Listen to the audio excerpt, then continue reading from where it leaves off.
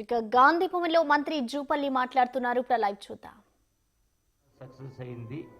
బహుశా ప్రతిపక్ష నాయకులకు కేసీఆర్కైనా కేటీఆర్కైనా హరీష్కైనా ఇంకొకరికైనా మరి నిద్ర పట్టిందో లేదో తెలియదు. విమర్శలు అంటే అవాస్తవాల్ని వాస్తవాలుగా చిత్రీకరించే ప్రయత్నం చేస్తూ ఉన్నారు. మరొకసారి ఈ సందర్భంగా ఈ మీడియా ద్వారా, మన మీడియా ద్వారా, మీ మీడియా ద్వారా రాష్ట్ర ప్రజానికానికి మరొకసారి నేను విజ్ఞప్తి చేసినంటే, ఇలా సోషల్ మీడియా ద్వారా కొన్ని పార్టీల కరపత్రాల ద్వారా, న్యూస్ పేపర్ ద్వారా తిమ్మిది బమ్మి చేసి అవాస్తవాల్ని చెప్పే ప్రయత్నం చేస్తూ ఉన్నారు. ఏదో గొప్ప పరిపాలన చేసినామని చెప్పని 10 సంవత్సరాలు ఏదో గొప్పగా ఎలుగుపెట్టమని చెప్పని మాట్లాడుతూ ఉన్నారు. నిన్న ఆ వేదిక పైన చెప్పినా మళ్ళీ ఒకసారి చెప్తా ఉన్నా, నిజంగానే గొప్ప పరిపాలన అయితే, పట్టుదలతో పనిచేసిన పని అయితే మరి ధనిక రాష్ట్రం అప్పుల రాష్ట్రం ఎందుకయింది? 8 లక్షల కోట్ల అప్పు, నెలకు 6,000 కోట్ల రూపాయలు వడ్డీ చెల్లించాల్సి వస్తూ ఉంది. అయినా కూడా 40,000 కోట్ల బకాయి పెట్టిపోయారు మళ్ళీ పాత బిల్లులు. మరి నిజంగానే కనుక ఇంత అప్పు చేయకపోయి ఉంటే నెలకు 6,000 కోట్ల రూపాయలు వాళ్ళు చేసిన అప్పులకు వడ్డీ కట్టాల్సి వస్తుంది.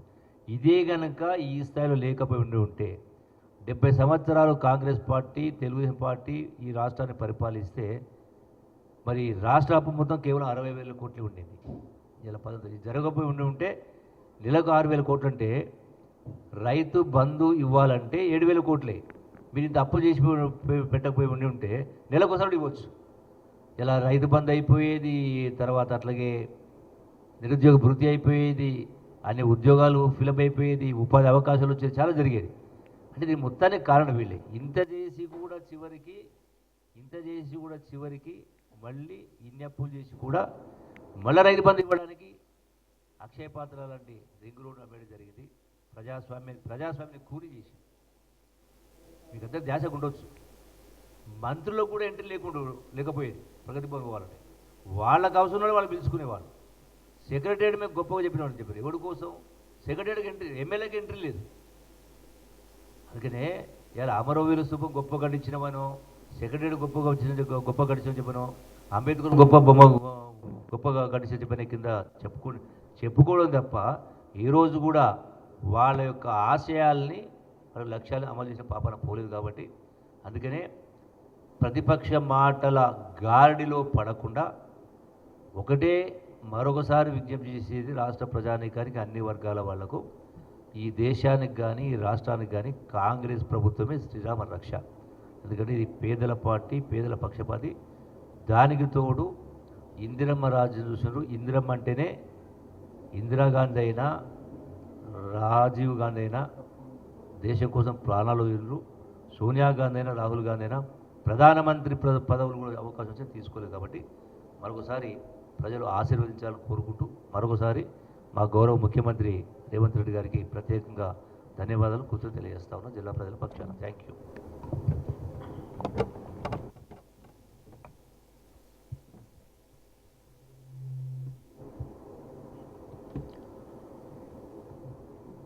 పెద్దలు టూరిజం ఎక్సైజ్ శాఖ మంత్రి కృష్ణారావు గారు, పాత్రికేయ మిత్రులు, నిన్న చాలా గొప్పగా మహబూబ్ నగర్ వేదికగా రైతులు 3 రోజుల పాటు పండుగ చేసుకున్నారు. ఆఖరి రోజు ఆ పండుగ జరగడానికి కారణమైన గౌరవ ముఖ్యమంత్రి గారి సభను లక్షలాదిగా తరలి వచ్చి వారిని ఆశీర్వదించారు. గత 10 సంవత్సరాలుగా వ్యవసాయ రంగం ఏం కోల్పోయిందో రైతులు అర్థం చేసుకున్నారు. పాలకుడికి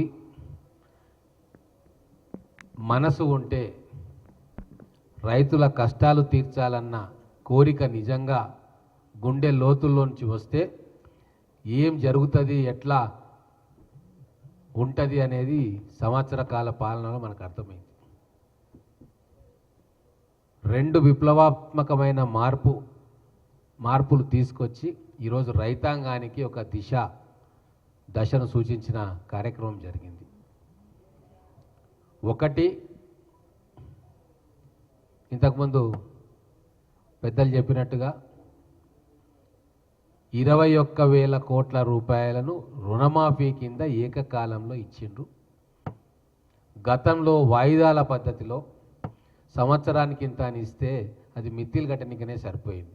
కాబట్టి ఇస్తే ఒకటేసారి ఇవ్వాలి అన్న ఒక ఆలోచనతోటి ఈరోజు 26 లక్షల మంది రైతులను రుణ విముక్తిని చేయడం అనేది భారతదేశ చరిత్రలో ఏ రోజు జరగలే.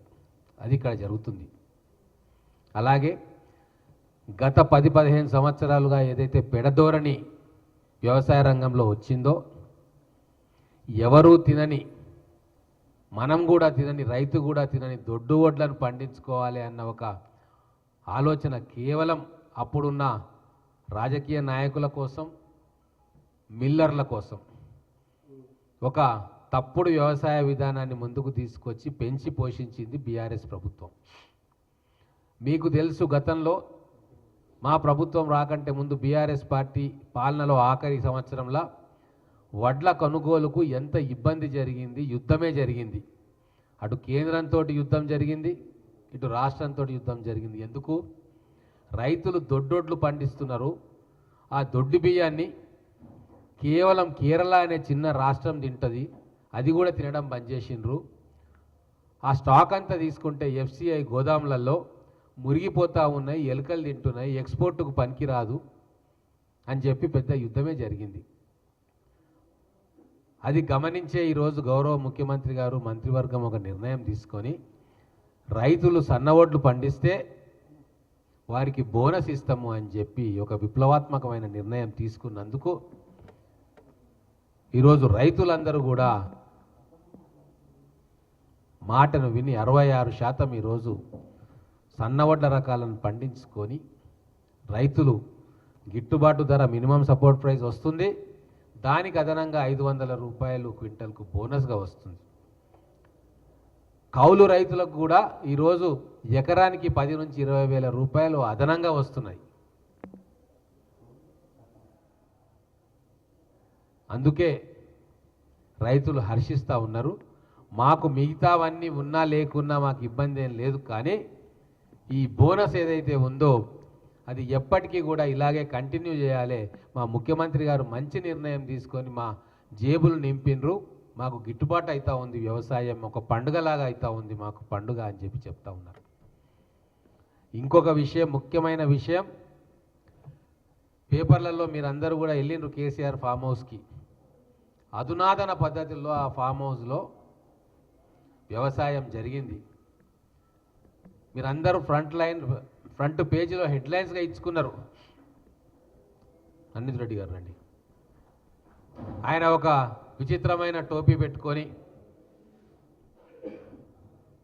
ట్రాక్టర్ నడుపుకుంటా, రకరకాల స్ప్రే మిషన్స్ పెట్టుకుంటా, రకరకాల యాంగిల్లో సినిమా షూటింగ్ ఫోటోషూట్ అయినట్టు ఫోటోషూట్ చేసుకున్న విషయం మనందరికీ తెలుసు. నేను ఒక రైతునే అని చెప్పే ప్రయత్నం చేసిండు. నిజమే, ఆయన అధునాతన పద్ధతులు తీసుకున్నాడు, పేపర్లో రాయించుకున్నాడు.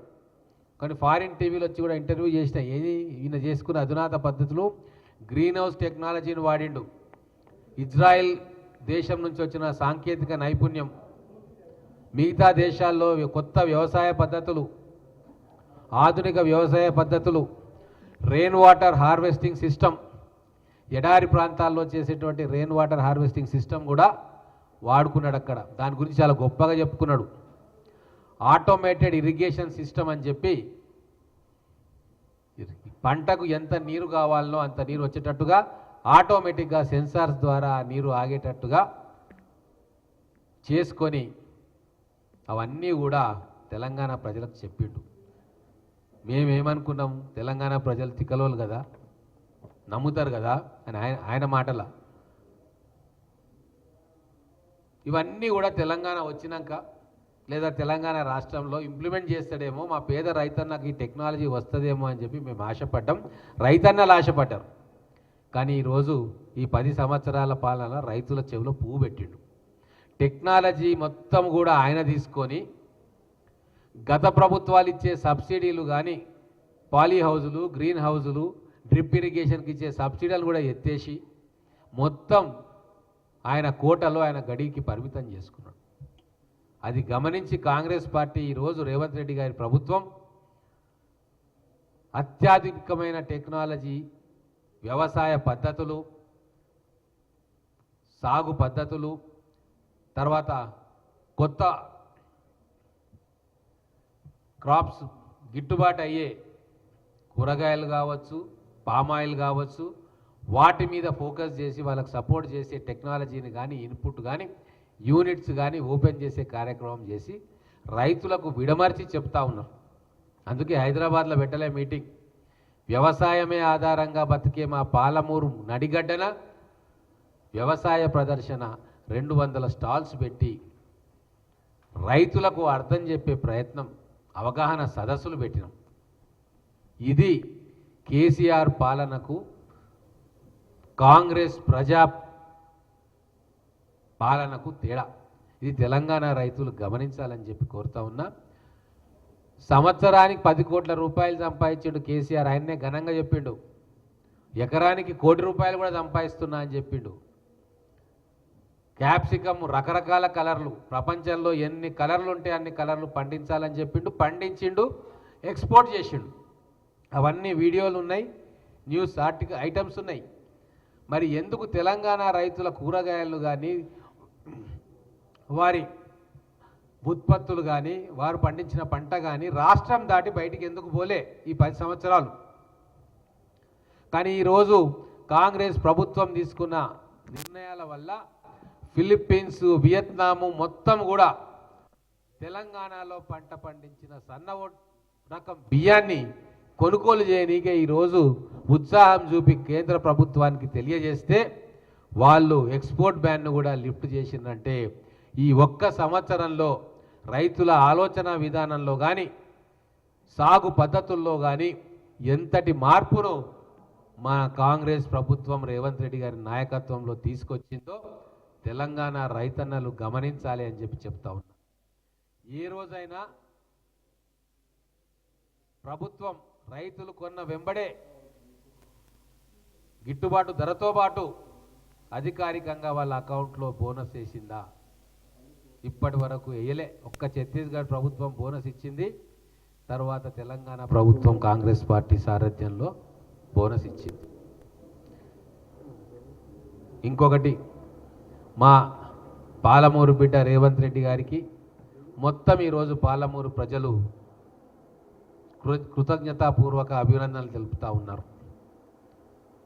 75 సంవత్సరాలుగా పాలమూరుకు జరిగిన అన్యాయాన్ని తీర్చే ప్రయత్నంలో భగీరథ ప్రయత్నం రేవంత్ రెడ్డి గారు నిజాయితీతోటి చేస్తున్నాడన్న విషయం ఈరోజు పాలమూరు ప్రజలకు అర్థమవుతూ ఉంది. తెలంగాణ రాష్ట్రంలోని ప్రజలందరికీ కూడా అర్థమవుతూ ఉంది. తెలంగాణ ఉద్యమాన్ని ముందుకు తీసుకుపోవడంలో పాలమూరు వెనుకబాటుతనం, పాలమూరు వలసలు, పాలమూరు రైతుల కన్నీటి గాథ ఇవన్నీ కూడా తెలంగాణ జాతి యావత్తు అందరూ కూడా చెలించేటట్లు చేసినాయి. తెలంగాణ తెచ్చుకోవాల్సింది పాలమూరు అభివృద్ధి కోసం అని చెప్పి కూడా మిగతా జిల్లాల ప్రజలు పెద్ద మనసుతోటి ఆ రోజు అంగీకరించిన పరిస్థితి. మరి 10 సంవత్సరాలు తెలంగాణ అయిన తర్వాత గతంలో ఎట్లుండేనో అంతే ఉంది. కేసీఆర్ మోసం చేసిండు. ఎంపీగా గెలిచి తెలంగాణ ముఖ్యమంత్రి అయిన తర్వాత కూడా పాలమూరు ప్రాజెక్టులను పూర్తి చేయలే. పాలమూరులో కొత్త ఇండస్ట్రీ రాలే, ఉపాధి దొరకలే. కానీ ఇప్పుడు రేవంత్ రెడ్డి గారి రూపంలో ఒక ఆశ, నమ్మకం ఏర్పాటైంది. ఇరిగేషన్ ప్రాజెక్ట్స్ ఖచ్చితంగా 2 సంవత్సరాలు 3 సంవత్సరాల లోపల పాలమూరు రంగారెడ్డితో సహా పెండింగ్ ప్రాజెక్టులు అన్నీ కూడా పూర్తయితాయన్న నమ్మకం కలిగింది. 20,000 కోట్ల రూపాయలు ప్రతి సంవత్సరము తెలంగాణ బడ్జెట్లోంచి పాలమూరు జిల్లాకు, ఉమ్మడి పాలమూరు జిల్లాకు కేటాయిస్తామని చెప్పి మంత్రివర్గ సభ్యుల ముందు వారిని కూడా ఒప్పించి ప్రజాస్వామ్యబద్ధంగా ప్రజల సమక్షంలో ఒప్పించి ఈరోజు మా జిల్లాను అభివృద్ధి చేస్తాడన్న పూర్తి నమ్మకం జిల్లావాసులకు వచ్చింది. అందుకు ముఖ్యంగా విప్లవాత్మకమైన మార్పులు వ్యవసాయ రంగంలో తీసుకున్నందుకు, కొత్త పరిశ్రమలను జిల్లాకు తీసుకురావడానికి కృషి చేస్తున్నందుకు, కొత్త విద్యాలయాలు, ఇంజనీరింగ్ కాలేజీలు, లా కాలేజు, వ్యవసాయ కాలేజు, స్పోర్ట్స్ కాలేజీలు, స్కిల్ డెవలప్మెంట్ సెంటర్సు, డిగ్రీ కాలేజీలు, ఎక్కడ ఏది కావాలనో అది తీసుకొని పాలమూరును లిటరసీ రేట్లో ముందుంచే కార్యక్రమం చేస్తున్నందుకు, 20,000 కోట్ల రూపాయలు ప్రతి సంవత్సరం పాలమూరు అభివృద్ధికి వెచ్చిస్తానని చెప్పినందుకు, మా జిల్లాల ఎమ్మెల్యేలందరం కూడా కాంగ్రెస్ పార్టీ ప్రజాప్రతినిధులం, జిల్లా ప్రజలు యావత్తు గౌరవ ముఖ్యమంత్రి రేవంత్ రెడ్డి గారికి అభినందనలు తెలుపుతా ఉన్నాము. వారి పట్ల విశేషమైన కృతజ్ఞతాభావం ఈరోజు మా జిల్లాలో ఉంది. వారు 10 కాలాల పాటు ఆ ముఖ్యమంత్రి స్థానంలో కూర్చొని పాలమూరు జిల్లాకు, తెలంగాణ రాష్ట్రానికి నిండు మనసుతోటి సేవలు అందించాలని చెప్పి మా జిల్లా ప్రజలు మనస్ఫూర్తిగా వారిని దీవిస్తూ ఉన్నారు.